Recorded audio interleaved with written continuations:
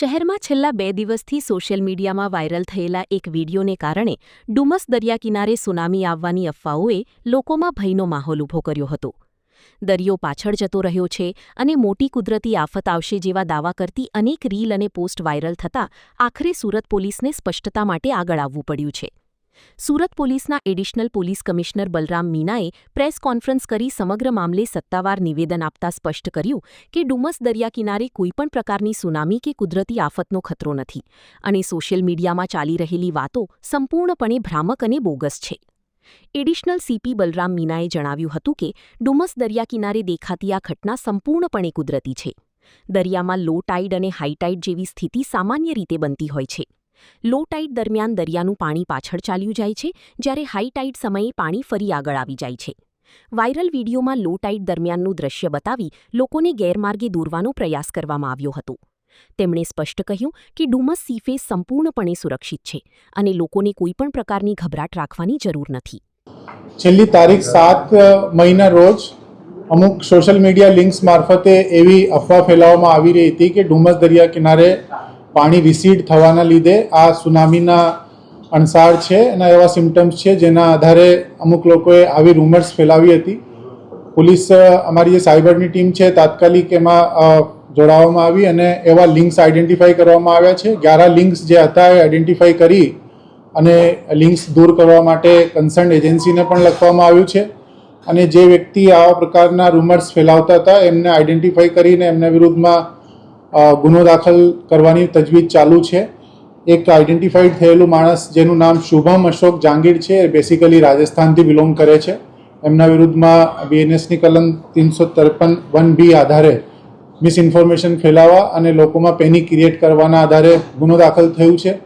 આપના મારફતે હું એક વિનંતી કરવા માંગુ છું કે આવી કોઈ પણ પ્રકારની ન્યૂઝને આગળ ફોરવર્ડ ના કરવામાં આવે અને આ બધી જ ર્યુમર્સ જે છે બેસલેસ અને મિસઇન્ફોર્મેશન છે. આવી કોઈ પણ બાબત થયેલ નથી અને આ એકદમ સત્યથી વિપરીત છે, કેમ કે આ એકદમ નેચરલ ફિનોમિના છે.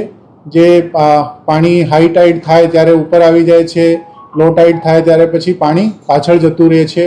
આવી ઘટના એકદમ નેચરલી બનતી હોય છે, પરંતુ એને મિસઇન્ફોર્મેશન ફેલાવીને લોકોની અંદર એક અલગ પ્રકારનું પેનિક ક્રિએટ કરવામાં આવતું, એટલે તાત્કાલિક કાર્યવાહી હાથ ધરવામાં આવી છે. આને લગતી અધિકૃત એજન્સીઓ છે, એજન્સીઓના મારફતે જ્યારે કોઈ ન્યૂઝ આવે તેને જ ધ્યાને મૂકવા અમારી ખાસ વિનંતી છે. અમારા જે લોકલ પોલીસ તંત્ર છે એમને પણ ત્યાંના દરિયા કિનારેના જે ગામો છે એમના ગ્રામજનોની સાથે પણ વાત કરી અને એવા કોઈ લિંક એને ધ્યાને આવે તો એ તાત્કાલિક પોલીસને રિપોર્ટ કરવા માટે પણ કહેવામાં આવેલું છે. એમને જાગૃત કરવામાં આવ્યા છે અને બાકીની જે આગળની કાર્યવાહી ગુનો દાખલ કરીને અપરાધી વિરુદ્ધમાં કરવામાં આવશે એ આપને જણાવવામાં આવશે. સાહેબ, લિંક જે જાહેર થઈ છે, કોણે ડુમસ ફેલાવ્યા છે? અમુક લિંક્સ જે છે જાતે ક્રિએટ કરવામાં આવી હતી, અમુક લિંક્સ જે ફોરવર્ડ કરવામાં આવી હતી. એટલે 11 લિંક્સ અત્યાર સુધી અમે મેટામાં રિપોર્ટ કર્યા છે, જે હટાવી દેવામાં આવેલા છે અને જે મૂળ રૂપથી સૌથી પહેલાં અને વધારે પડતી લિંક પ્રસારિત થઈ હતી, જેમાં એ વિરુદ્ધ મેં જે કીધું આપને એક આરોપીના વિરુદ્ધમાં ગુનો દાખલ કરીને આગળની કાર્યવાही કરી है. ये बेसिकली राजस्थान के करौली राजस्थान का रहने वाला है और इसका जो है इंस्टा आईडी है और शुभू करके एक इंस्टा आईडी है, वो आइडेंटिफाई किया गया है और उसी में आगे कार्रवाई चल रही है. લોકો ગભરાયેલા છે, લોકોને શું અપીલ પોલીસને? મારી આપના મારફતે ખાસ વિનંતી છે કે તમામ લોકોને કોઈ પણ પ્રકારની ગભરાટ રાખવાની જરૂર નથી, કોઈ પણ પ્રકારની ર્યુમર્સના ભરોસો કરવાની જરૂર નથી.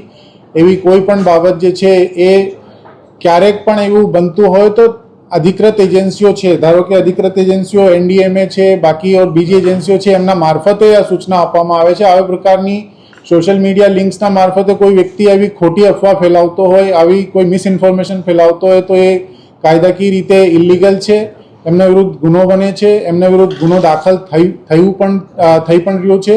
એટલે આવા કોઈ પણ પ્રકારના રૂમર્સમાં ના આવવા અને ત્યાં એકદમ બિલકુલ નેચરલ ફિનોમિનાના આધારે લોકો અવર જવર કરે એવી અમારી આપના મારફતે ખાસ વિનંતી છે આખા સુરત સિટીના રહેવાસીઓ. ખોટી હકીકત બેસિકલી જ્યારે લો ટાઇડના હાઈ ટાઇડની પરિસ્થિતિ પેદા થતી હોય ત્યારે હાઈ ટાઇડમાં પાણી ઉપર આવી જતું હોય છે અને લો ટાઇડના દરમિયાન પાણી ઘણું અંદર રિસીડ થઈ જતું હોય છે. તો જે લો ટાઇડની પરિસ્થિતિ હતી તે વખતનો વિડીયો બનાવવામાં આવ્યો હતું ને એને એ પ્રકારે દેખાડવામાં આવ્યું હતું કે આ લો ટાઇડની પરિસ્થિતિનું નિર્માણ આવનારી સુનામીના એક લક્ષણ તરીકે એમને પ્રકાશિત કર્યા હતા. એ પ્રકારે એક મિસઇન્ફોર્મેશન અને રૂમર ફેલાવવાનો પ્રયાસ કર્યો હતો. આ ખરેખર અનનેચરલ છે, કેમ કે આ સામુદ્રિક પરિસ્થિતિના પ્રમાણે આ હાવ એકદમ નેચરલ પરિસ્થિતિ છે. લો ટાઇડ થાય ત્યારે પાણી રિસીડ થઈ જાય છે અને હાઈ ટાઇડ થાય ત્યારે પાણી ઉપર આવી જ જાય છે.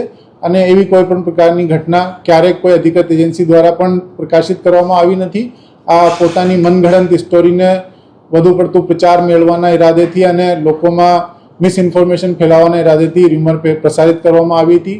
હું એક વખત ફરી આપના મારફતે રિક્વેસ્ટ કરું છું તમામ સુરતના રહેવાસીઓ દ્વારા ને કે આ હાવ એકદમ સેફ છે. ત્યાં ડુમસના દરિયા કિનારે એ લોકો જાય, માણે અને કોઈ પણ પ્રકારની એવી અફવાનો ઉપર ધ્યાન નહીં આપે.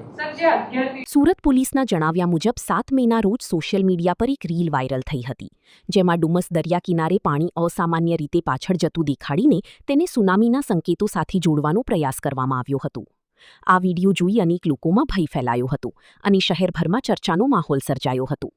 ત્યારબાદ પોલીસ અને સંબંધિત તંત્ર દ્વારા મામલાની ગંભીરતાથી તપાસ હાથ ધરવામાં આવી હતી. કૌશિક પટેલનો રિપોર્ટ, હિન્દ ટીવી.